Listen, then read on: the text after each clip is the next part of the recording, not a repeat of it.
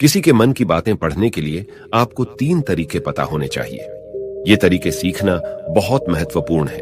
इन तरीकों को सीखकर आप आसानी से समझ सकते हैं कि कोई कैसा सोच रहा है। तो आइए मैं आपको गौतम बुद्ध की एक कहानी सुनाता हूं जो आपको दूसरों के मन को पढ़ने के तरीके सिखाएगी। बहुत समय पहले की बात है। एक छोटे से गांव में 2 भाई थे। बड़े भाई को अंधा था, इसीलिए वह हमेशा घर पर ही रहता था और छोटे भाई खेती करता था। हालांकि खेतों में बहुत सारे जानवर थे और उनके कारण पूरी कृषि बर्बाद हो रही थी। इससे छोटे भाई को बहुत परेशानी हो रही थी। फिर एक दिन उसे ख्याल आया कि वह अपने अंधे बड़े भाई की मदद क्यों नहीं लेता, ताकि वह खेतों से जानवरों को भगा सके। क्योंकि उसका बड़ा भाई अंधा था, वह खेत में बैठकर जानवरों की आवाज सुनते ही उन्हें डरा सकता था। इस तरीके से हमारी कृषि बच सकती थी। इस सब कुछ सोचने के बाद उसने अपने खेत में एक छोटा सा झोपड़ा बनाया और अपने अंधे भाई को उसमें रखा। उसने उससे कहा, भाई, अगर तुम किसी जानवर की आवाज सुनो तो जोर से चिल्लाओ और जानवर यहां से भाग जाएंगे। इससे हमारी फसलें बच जाएगी। बड़ा भाई अपने छोटे भाई के विचार से सहमत हो गया और खेत में बैठने लगा। जब कभी उसे किसी जानवर की आवाज सुनाई पड़ती, वह तुरंत जोर से चिल्लाने लगता और जानवरों को डरा कर भगा देता। वे कई दिनों तक यह अभ्यास जारी रखते हैं। एक दिन एक हिरण उनके खेत में दौड़ रहा था और खेत को तोड़कर भाग गया। हालांकि एक राजा भी वहां था जो हिरण की पीछा कर रहा था। राजा का ध्यान अंधे भाई पर गया और उनसे पूछा, क्या तुमने यहां एक हिरण देखा है? जवाब में अंधे भाई ने कहा, मैं अंधा हूं, मैं कैसे हिरण देख सकता हूं? पर मैं तुम्हें इतना बता सकता हूं कि मेरी खेत से जो जानवर भाग गया है वह आपकी पीछा करने लायक नहीं है। आप अपना समय बर्बाद कर रहे हैं। राजा उस अंधे के शब्दों से चौंका हुआ था।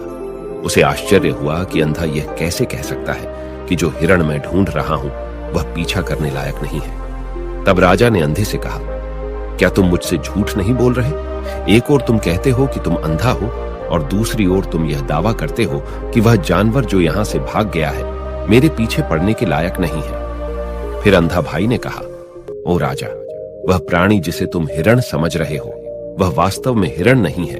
वह एक मादा हिरण है और मेरे ज्ञान के अनुसार वह गर्भवती है। मैंने कभी सुना नहीं है कि कोई राजा एक गर्भवती मादा हिरण की शिकार करता है। इसलिए मैं तुम्हें यह कह रहा हूं कि वह तुम्हारे पीछे पड़ने के लायक नहीं है। तुम्हें उसकी पीछा करने में अपना समय बर्बाद नहीं करना चाहिए। यह सुनकर राजा और भी हैरान हुआ। उसे समझ में नहीं आया कि अंधा यह कैसे जान सकता है कि वह गर्भवती मादा हिरण है। उसने सोचा कि कैसे एक अंधा यह जान सकता है मैं जिस हिरण की शिकार कर रहा हूं वह क्या गर्भवती है या नहीं। इस अद्भुत अंधे का इतना आत्मविश्वास के साथ कैसे कह सकता है? इसलिए मुझे इसे जांच करना होगा। इसलिए राजा ने सत्यता जानने का निश्चय किया और अपने कमांडर से कहा, कमांडर, मुझे चाहिए कि वह प्राणी जिंदा रहे, क्योंकि मुझे जांच करना है कि यह वाकई एक गर्भवती मादा हिरण है। यह अंधा आदमी इतनी आत्मविश्वास के साथ कह रहा है और मुझे यह सुनिश्चित करना है। जाओ और जांचो कि क्या वह एक गर्भवती मादा हिरण है। राजा के आदेश पर कमांडरों ने हिरण को पा करने के लिए चला गया। कुछ समय बाद जब वह लौटे तो राजा से कहा, राजा, यह अंधा आदमी पूरी तरह से सही कह रहा है। वह वाकई एक गर्भवती मादा हिरण है।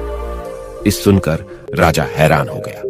उसे समझ में नहीं आया कि यह अंधा आदमी कैसे जान सकता है कि वह गर्भवती मादा हिरण है। राजा के मन में कई सवाल उठे। आखिरकार राजा ने इस पर पूरी तरह से समझौता करने का निश्चय किया और अंधे से कहा, सुनो, मुझे यह नहीं पता कि तुम सचमुच अंधे हो या नहीं, लेकिन मैं तुमसे एक सवाल पूछने आया हूं। क्या तुम मेरे सवाल का सही जवाब दोगे?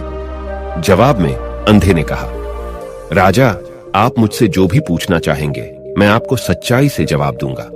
राजा ने कहा, देखो, एक और तुम कहते हो कि तुम अंधे हो और दूसरी तरफ तुमने मुझे कहा कि मैं जिस जानवर की मैं पीछा कर रहा था, तुम कहते हो कि वह गर्भवती मादा हिरण है और साथ में तुम्हें यह भी पता लगाता है कि तुम्हारे खेतों में जानवर कब आते हैं और कब जाते हैं। तुमने यह सब कैसे अनुमान लगाया? तब अंधा आदमी ने समझाया, सर, जब आप उस मादा हिरण की पीछा कर रहे थे तो उसकी गति और दौड़ते हुए आवाज से ही मुझे पहले से ही समझ आ गया था कि यह हिरण है और मेरी खेत की बांध काफी छोटी थी, उसकी ऊंचाई ज्यादा नहीं थी।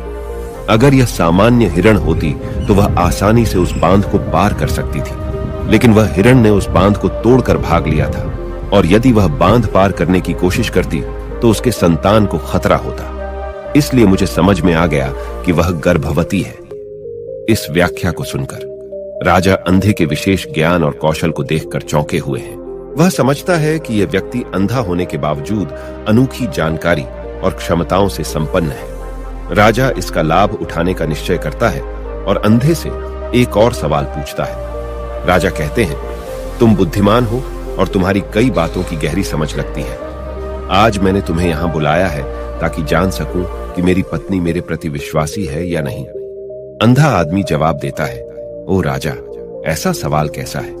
आपका विवाह कई सालों से चल रहा है और अब आप ऐसी बातें जानना चाहते हैं। ऐसे सवाल आपके मन में क्यों उत्पन्न हो रहे हैं? हालांकि राजा कहता है, तुम्हें इस सवाल का जवाब देना होगा।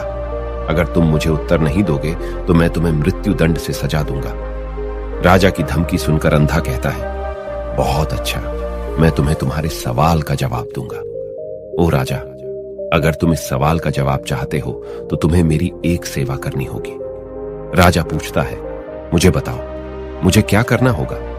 व्यक्ति जवाब देता है, उसके लिए तुम्हें अपनी पत्नी को मेरे साथ एक कमरे में अकेले छोड़ देना होगा। यह सुनते ही राजा पहले तो गुस्सा होता है, लेकिन कुछ समय सोचने के बाद वह उस व्यक्ति की बात मानता है और अपनी पत्नी को उसके साथ एक कमरे में भेजने का आदेश देता है। कमांडर उस पर क्रियान्वयन करता है और अंधे आदमी और रानी को एक कमरे में अकेले छोड़ देता है। उस समय अंधा अपनी बात कहते हैं, मुझे तुम्हें छूना है। यह सुनते ही रानी बहुत गुस्से से भरी हो जाती है और अंधे को पीटने लगती है, कभी हाथों से तो कभी पैरों से और कभी पूरी ताकत से। वह उसे बेहद बेरहमी से पीटती है। बाद में किसी तरह अंधा अपनी जान बचा लेता है और राजा के पास जाता है। उसने राजा से कहा, ओ राजा, आपकी पत्नी विश्वासी नहीं है। इस सुनते ही राजा बहुत गुस्से से भरकर अपनी तलवार निकालता है और सीधे अपनी पत्नी के पास जाता है। उसने उससे गुस्से में कहा, रानी, आज मैं तुमसे एक सवाल पूछूंगा और तुम्हें सच्चाई से जवाब देना होगा। अगर तुमने झूठा बोला तो मैं तुम्हारा सर तुरंत अलग कर दूंगा। फिर उसने पूछा, मुझसे कहो, क्या तुम विश्वासी हो या नहीं? इस पर रानी ने कहा, ओ राजा, तुम मुझे मार दो, लेकिन मैं विश्वासी नहीं हूं।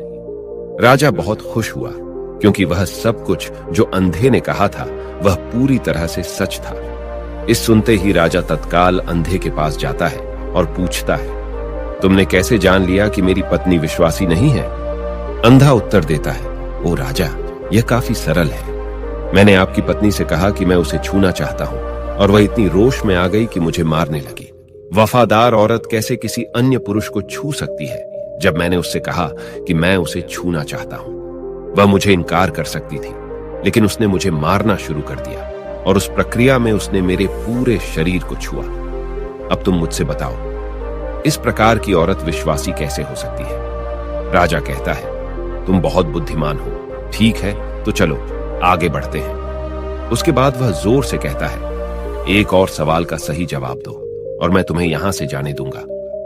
राजा फिर पूछता है, मुझे बताओ, क्या मैं सचमुच मेरे पिता का बेटा हूं या किसी और का? इस पर अंधा आदमी उत्तर देता है, ओ राजा, इससे तुम्हारा क्या लेना देना है? चाहे आपके माता पिता कौन हो, आप इस राज्य के राजा हो, तो इस सवाल को छोड़ दो। लेकिन राजा जिद करता है, नहीं नहीं, मुझे इस सवाल का सटीक जवाब चाहिए, वरना यह सवाल मुझे हमेशा परेशान करेगा। इसलिए मैं सच्चाई जानना चाहता हूं। अगर तुम सही जवाब दोगे तो मैं तुम्हें यहां से जाने दूंगा। अंधा आदमी उत्तर देता है, ओ राजा, मेरे लिए इस सवाल का उत्तर देने के लिए तुम्हें अपनी मां के पास जाने की कोई आवश्यकता नहीं है। मैं अभी बता सकता हूं कि तुम किसके बच्चे हो, लेकिन उससे पहले मैं चाहता हूं कि तुम मुझसे वादा करो कि तुम मुझसे गुस्सा नहीं करोगे। राजा कहता है, हाँ, मैं वादा करता हूं कि मैं गुस्सा नहीं करूंगा। फिर अंधा आदमी जवाब देता है, ओ राजा, मैं तुम्हें बताने की आवश्यकता नहीं है कि तुम सचमुच अपने पिता के बच्चे हो। मैं तुम्हें अब बता दूं कि तुम मेरे स्वामी, राजा और परमेश्वर के पुत्र हो। मैं वादा करता हूं कि मैं आपसे गुस्सा नहीं होऊंगा। फिर अंधा राजा से कहता है, तुम सचमुच अपने पिता के बच्चे हो, लेकिन तुम एक कंजूस व्यापारी की छाया में भी हो। यह सुनते ही राजा बहुत खुश हो जाता है और तत्काल अपनी मां के पास जा जाता है। उससे कहता है, मां, कृपया मुझे सच बताओ, क्या मैं सचमुच अपने पिता का बच्चा हूं या किसी अन्य का? अगर तुम मुझे सच नहीं बताओगी तो मैं यहां ही अपनी जान दे दूंगा। मुझे सच बताओ क्या है। राजा की मां कहती है, पुत्र, तुम सचमुच अपने पिता का बच्चा है, लेकिन तुम एक कंजूस व्यापारी की छाया में भी हो। जब मैं नहाकर अपनी आवश्यकता अनुसार देख रही थी तो मैंने तुम्हारी ऊपर कंजूस व्यापारी की छाया देखी। ये सुनते ही राजा बहुत खुश हो जाता है और तत्काल ही अंधे के पास लौटता है। उससे पूछता है, तुमने कैसे जान लिया कि मेरी ऊपर कंजूस व्यापारी की छाया थी? अंधा जवाब देता है, ओ राजा, आप मुझसे कई सवाल पूछते हैं और मैंने सभी के सही उत्तर दिए हैं। अगर आप कोई अन्य राजा होते तो मैंने अब तक कई पुरस्कार प्राप्त कर लिए होते, लेकिन आपने मुझे कुछ नहीं दिया। मैंने अब तक एक भी पैसा नहीं लिया है। इसी से मैंने अनुमान लगाया कि आप बहुत कंजूस हैं। यह सुनकर राजा हंसते हुए कहता है, जो भी तुम मांगोगे मैं जरूर दूंगा, लेकिन मुझे बताओ, तुम कैसे जान लेते हो क्या सही है और क्या गलत, और तुम इतने सटीक और निष्कलंक उत्तर कैसे दे सकते हो? अंधा आदमी कहता है, ओ राजा, मैं प्राकृतिक रूप से अंधा हूं। अगर मेरी आंखें होती तो मैं किसी के विचारों को आसानी से समझ सकता। मन का अपनी भाषा होती है और इस भाषा को किसी के शरीर की क्रियाओं में देखकर समझा जा सकता है। व्यक्ति की आंखों, होठों, काम करने के तरीके और उनकी गतिविधियों को देखकर हम समझ सकते हैं कि उसके मन में क्या चल रहा है। इस पर आधारित हम किसी की विचारों को जान सकते हैं। लेकिन मैं अंधा हूं, इसलिए मुझे क्रियाओं के माध्यम से जानना पड़ता है। अगर मुझे कुछ जानना होता है तो मैं अगले व्यक्ति को कार्य सौंपना पड़ता है। देखना होगा कि वह कैसे काम करता है और उसके आधार पर मैं समझ सकता हूं कि उसके मन में क्या चल रहा है। इस सुनते हुए राजा पूछता है, क्या इसका मतलब है कि मैं भी किसी के विचारों को जान सकता हूं? इस पर अंधा आदमी कहता है, बिल्कुल, आप भी किसी के विचारों को समझ सकते हैं, लेकिन उसके लिए आपको पहले अपनी आत्मा पर काम करना पड़ेगा, और वह काम है अपनी मानसिकता को शांत करना, अपनी मानसिकता को वर्तमान में लाना। इसके लिए आज मैं आपको 3 तरीके बताऊंगा, और ये 3 तरीके बहुत ही सरल और आसान हैं। लेकिन राजा, इससे पहले आपको एक चीज करनी होगी, अपनी मानसिकता को संकेंद्रित करें। हम जब अपनी मानसिकता को संकेंद्रित करते हैं तब हम दूसरों के विचारों को समझ सकते हैं, क्योंकि वह व्यक्ति वर्तमान में सोच रहा है, और हमें भी अपनी मानसिकता को वर्तमान में लाना होगा, तभी हम उनके विचारों को समझ सकते हैं। अगर हम पिछली घटनाओं के बारे में सोच रहे हैं तो हमें यह कैसे पता चलेगा कि दूसरा व्यक्ति वर्तमान में क्या सोच रहा है, क्योंकि हम पिछली घटनाओं में लिपटे हुए हैं। तो किसी के विचारों को जानने के लिए सबसे पहले हमें अपनी मानसिकता को संकेंद्रित करना होगा और उसे वर्तमान में लाना होगा। उसके बाद यह व्यक्ति राजा से कहता है, राजा, मैं जरूर 3 तरीकों को बताऊंगा जिनसे आप किसी के विचारों को आसानी से समझ सकते हैं। इसके बाद अंधा राजा से कहता है, राजा, पहला तरीका है आंखों पर ध्यान देना। किसी से बात करते समय सबसे महत्वपूर्ण यह है कि हम उसकी आंखों में देखें, क्योंकि आंखें बोलती नहीं, लेकिन वह बहुत कुछ कहती हैं। अगर हम उस व्यक्ति की आंखों में के संकेतों को समझना सीख जाते हैं तो हम जान सकते हैं कि उनके मन में क्या चल रहा है, वह क्या सोच रहे हैं और वह क्या करने वाले हैं। मेरी अपनी आंखें नहीं हैं, लेकिन मैंने यह कौशल प्रिय गौतम बुद्ध से कई साल पहले सीखा था। वह मेरे शिक्षक और मार्गदर्शक थे। उस समय मेरी आंखें थीं और मैं सिर्फ उनकी आंखों के माध्यम से लोगों के विचारों को समझ सकता था। इसीलिए अगर आप भी दूसरों के विचार जानना चाहते हैं तो आपको उनकी आंखों पर ध्यान केंद्रित करना चाहिए, जैसे कि उनकी निगाह, वह कहां देख रहे हैं और किस दिशा में है। अगर जब आप उनसे बात कर रहे होते हैं उनकी आंखें इधर उधर घूम रही हों तो यह मतलब है कि वे बातचीत से बचने का तरीका ढूंढ रहे हैं और कोई शायद झूठ बोल रहा हो। अगर व्यक्ति सीधे नजर से टकरा रहा है तो यह मतलब है कि उसका डर है कि उनका झूठ प्रकट हो सकता है और लोग सच्चाई को जान लेंगे। लेकिन अगर उनकी आंखें बिना हिले आपको देख रही हैं तो वह शायद ईमानदार हो सकते हैं और उन्हें आपसे बात करना और अपने विचार साझा करना है। इसके अलावा देखें कि उनकी भौं कैसे हिल रही है।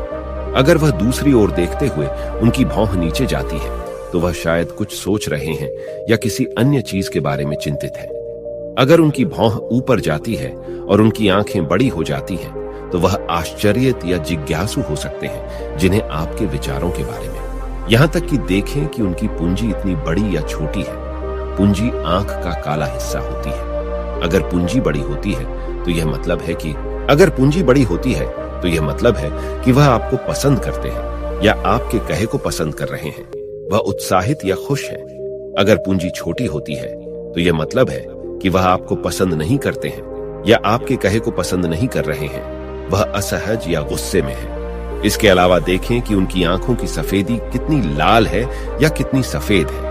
आंख का सफेद हिस्सा स्क्लेरा कहलाता है। अगर स्क्लेरा लाल होती है तो यह मतलब है कि वह थके हुए, तंत्रित या बीमार हो सकते हैं। वह आपसे बात करना नहीं चाहते होंगे। मैं एक समय याद करता हूं जब मैंने एक थके हुए व्यक्ति से मिला था जो यात्रा कर रहे थे। हम जब बात कर रहे थे तो उसकी आंखें बहुत घूमती रहती थी, मुझे कभी देखती नहीं। इससे दिखाई देता था कि उसको चिंता थी और वह जल्दी जाना चाहता था। मुझे लगा कि वह कुछ छुपा रहा हो सकता है। वह मेरे साथ बात करना नहीं चाहता था, इसलिए मैंने उससे और सवाल पूछे। मैंने पता लगाया कि उसका एक गुप्त योजना था। इसी तरह अन्य भी चेहरे की भावनाओं की अन्य व्यक्तिगत व्यवहार होते हैं जो हमें आसानी से व्यक्ति के विचार समझने में मदद कर सकते हैं। कभी कभी व्यक्ति अपने चेहरे के माध्यम से विभिन्न व्यवहार दिखाता है। यदि आप किसी के चेहरे के अभिव्यक्ति पर ध्यान देते हैं तो आप आसानी से समझ सकते हैं कि वह व्यक्ति निराश है, बहुत दुखी है या बहुत खुश है। आप यह भी समझ सकते हैं कि वह अंदर कैसा महसूस कर रहे हैं, और ये सब बातें उनके चेहरे की अभिव्यक्ति के माध्यम से निश्चित की जा सकती हैं। ओ राजा, चेहरा एक चित्र की तरह है जो दिखाता है कि लोग अंदर कैसा महसूस कर रहे हैं। अगर वे कुछ नहीं कहते हैं तो यदि आप लोगों को बेहतर समझना चाहते हैं तो आपको इन नीरव संकेतों पर ध्यान देना होगा। जब आप किसी को देखते हैं जिनका मुंह नीचे की ओर मुड़ जाता है और छोटे से दुखी चेहरा बनता है तो आमतौर पर यह मतलब होता है कि वह खुश नहीं है, संतुष्ट नहीं है या कुछ हार गए हैं। आप उनकी आंखों और उनके शरीर से भी समझ सकते हैं कि वह कैसा महसूस कर रहे हैं। वह निचले भावनाओं को महसूस कर रहे हैं। दूसरी ओर, जब कोई बड़ी और सच्ची मुस्कान होती है जो आंखों और गालों को उठाती है, वह खुशी, मित्रता और दयालुता की संकेत है। इसमें आंखों का बड़ा महत्व है। जब वे छोटी और चमकीली होती हैं तो आप सुनिश्चित हो सकते हैं कि मुस्कान सच्ची है। देखें किसी व्यक्ति की भ्रूणी की जगह जहां त्वचा गहरी होती है और ढीली होती है। जब यह गहरी और तंग होती है तो यह अक्सर मतलब होता है कि वे उलझे हुए हैं, महसूस कर रहे हैं, कुछ कठिन या नई चीज को समझने की कोशिश कर रहे हैं। रुख का तरीका मुंह हमें बहुत कुछ बता सकता है। एक मुंह जो बंद और संकुचित हो, यह मतलब हो सकता है कि वह सहमत नहीं है, किसी चीज से संतुष्ट नहीं है या बातचीत करना नहीं चाहते। लेकिन एक मुंह जो खुला और आराम से हो, यह मतलब होता है कि वह खुले मन से बातचीत करने के लिए तैयार है। जब आप चेहरे की इन संकेतों को देखने और समझने में महारथी हैं, तो आप यह जान सकते हैं कि लोग किस बारे में सोच रहे हैं और कैसा महसूस कर रहे हैं। चाहे वह अपनी भावनाएं बाहर कहें या चुप रहें, उनके चेहरे से हर बात साफ हो जाएगी। इसलिए कोई व्यक्ति जैसे भी अपने शब्दों से बोलता हो, आप उनके चेहरे से सब कुछ समझ सकते हैं। मैं आपको एक कहानी सुनाऊं।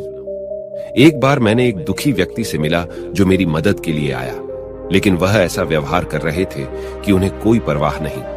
लेकिन मैंने उनकी माथे पर एक छोटी सी रेखा देखी जिससे पता चला कि उनकी परेशानी थी।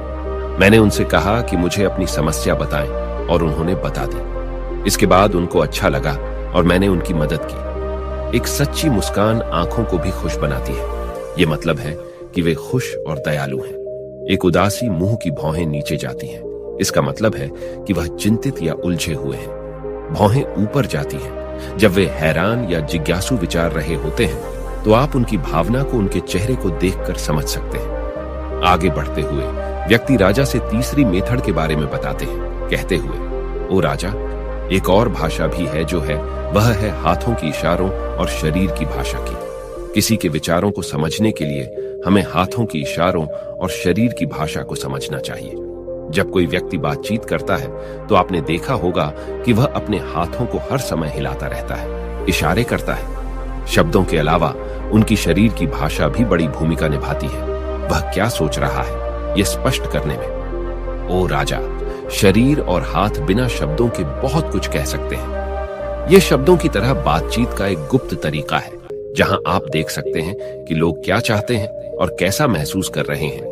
वे छोटी छोटी चीजों से जो वे करते हैं। किसी को ध्यान से देखें जब वह आपसे बात करते समय अपने उंगलियां तेजी से टैप करता है। जब उंगलियां किसी चीज पर तेजी से आवाज करती हैं, तो यह मतलब हो सकता है कि वह बोर हो रहे हैं, जल्दी में हैं या बातचीत जल्दी समाप्त करना चाहते हैं। मैं एक वक्त स्मरण करता हूं जब मैंने एक व्यक्ति से मिला जो मुझसे कुछ बेचना चाहता था और वह यही इशारा करता था।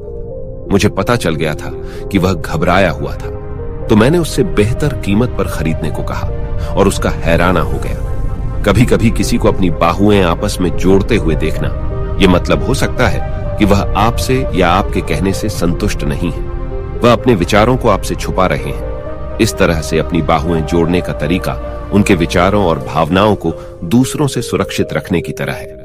इस चिन्ह को देखकर आप जब उनसे बात करें तो दयालु और सतर्क रह सकते हैं, ताकि वह आपसे अधिक संतुष्ट और खुले मन से मिल सके। कभी कभी किसी व्यक्ति को आपस में झुकते हुए देखना, यह मतलब हो सकता है कि वह आपसे या आपके कहने से रुचाना रखते हैं। वह आपकी बातों को ध्यान से सुन रहे हैं, जिससे वह आपसे रुचाना रखते हैं और जानना चाहते हैं। इस तरह से अपने शरीर को हिलाने का यह तरीका दिखाता है कि वह आपकी बातों को सुनना, सीखना और समझना चाहते हैं। मैंने एक बुद्धिमान शिक्षक से मिला था जो ऐसा करते थे। वह बहुत शांत थे, लेकिन वह दिलचस्पी से आगे झुकते रहते थे, जिससे यह प्रकट होता था कि उन्हें उस विषय के बारे में और जानना था। कभी कभी लोग जब आपसे बात करते समय अपने चेहरे को छूने की आदत डालते हैं, तो आपको पता चल सकता है कि वह किस बारे में सोच रहे हैं। यह अक्सर मतलब रखता है कि वे चिंतित हैं या सोचते हैं। यह सब छूने का तरीका दिखाते हैं कि उनके मन और दिल में क्या हो रहा है। दूसरों की शरीर और हाथों से सही से समझने के लिए आपको धैर्य रखना पड़ता है, सावधानी से देखना पड़ता है और उन बातों को सराहना करनी पड़ती है जो वे नहीं कहते। ये छोटी पर महत्वपूर्ण संकेत, जैसे कि एक शांत पुस्तक, आपको उन भावनाओं और विचारों को दिखाते हैं जो उनमें छुपे हुए हैं और आपको उनसे बेहतर जुड़ने में मदद करते हैं। अगर हम इन 3 तरीकों पर ध्यान देते हैं और उन्हें सही से समझते हैं, तो हम तेजी से पता लगा सकते हैं कि किसी के मन में क्या चल रहा है, वह हमारी बातों को कितनी ध्यान से सुन रहे हैं और उनके मन में क्या हो रहा है। लेकिन इससे पहले आपको अपने मन को ध्यान में लाना होगा और उसे वर्तमान में लाना होगा। तभी आप इन सभी क्रियाओं पर ध्यान दे सकते हैं, उन्हें समझ सकते हैं और महसूस कर सकते हैं कि उनके मन में क्या चल रहा है। अन्यथा अगर आप पूर्व घटनाओं या भविष्य के योजनाओं में प्रवृत्त हैं, तो आप कभी भी व्यक्ति की शरीर भाषा पर ध्यान नहीं देंगे और आप कभी नहीं समझ पाएंगे कि उनके मन में क्या हो रहा है, वह क्या सोच रहे हैं। आपने कई महान संतों और ज्ञानी व्यक्तियों को देखा होगा जो आपको शांति से देखते हैं और आपको बता सकते हैं कि आपके मन में क्या चल रहा है, आपने उनसे क्या सीखा है। और इसका सबसे बड़ा कारण यह है कि वे आपको पढ़ सकते हैं, आपको समझ सकते हैं, क्योंकि उनका मन संकेतित, शांतिपूर्ण है। इसलिए वह आसानी से आपके विचारों को समझ सकते हैं। मुझे आशा है कि आपने अब तक कहानी का आनंद लिया है और इससे कुछ नया सीखा है। यदि आपने ऐसा किया है तो कृपया इस चैनल की सदस्यता लें। इससे मुझे उत्साहित किया जाएगा कि मैं आपके लिए और भी रोचक और जानकारीपूर्ण कहानियां बनाऊं। देखने के लिए धन्यवाद और आगे आने वाली वीडियो के लिए बने रहें।